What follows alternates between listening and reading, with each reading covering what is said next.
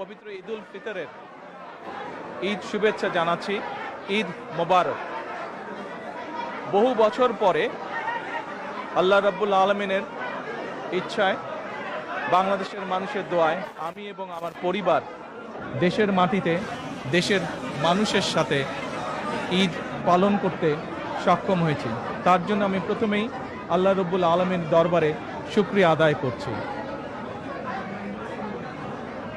আমি এই দেশের একজন নাগরিক হিসাবে আল্লাহ রাব্বুল আলামিনের কাছে দোয়া করি যেন আল্লাহ আমাদেরকে সেই রহমত দেন। আজ এই ঈদে বাংলাদেশের মানুষ যতটা নির্বিঘ্নে বা যতটা শান্তিতে ঈদ উদযাপন করতে সক্ষম হয়েছে, ইনশাল্লাহ ভবিষ্যতের ঈদগুলোতে যেন আরও বেশি শান্তিপূর্ণভাবে আমরা ঈদ উদযাপন করতে সক্ষম হই, দেশের সকল শ্রেণী পেশার মানুষকে সাথে নিয়ে। একই সাথে আসুন এই ঈদে আল্লাহ রাব্বুল আলামিনের কাছে আমরা রহমত চাই, যেন আল্লাহ আমাদেরকে সেই রহমত দেন যাতে করে আমরা বাংলাদেশের মানুষের সেই প্রত্যাশিত সেই বাংলাদেশকে ধীরে ধীরে গড়ে তুলতে পারি। আজকের এই ঈদের দিনে দেশবাসীর কাছে আমি দোয়া চাই।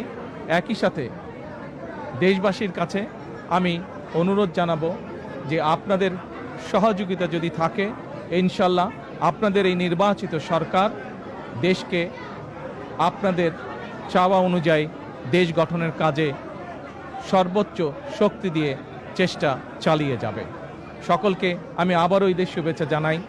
সকলে, দেশের সকল মানুষ, দলমত নির্বিশেষে সকল মানুষ ইনশাল্লাহ ভালো থাকবেন, সুস্থ থাকবেন।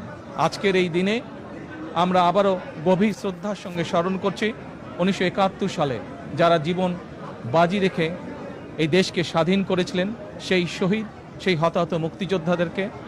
আমি একই সাথে স্মরণ করতে চাই 2024 সালের ছাত্র জনতার গণ আন্দোলনের মাধ্যমে এই দেশকে স্বৈরাচার মুক্ত করতে গিয়ে যারা শহীদ হয়েছেন, যারা হতাহত হয়েছেন, সেই সকল গণতন্ত্রের যোদ্ধাদেরকে, সেই সকল গণতন্ত্রে শহীদ হওয়া মানুষগুলোকে, তাদের সকলের আত্মার মাগফিরাত কামনা করছি।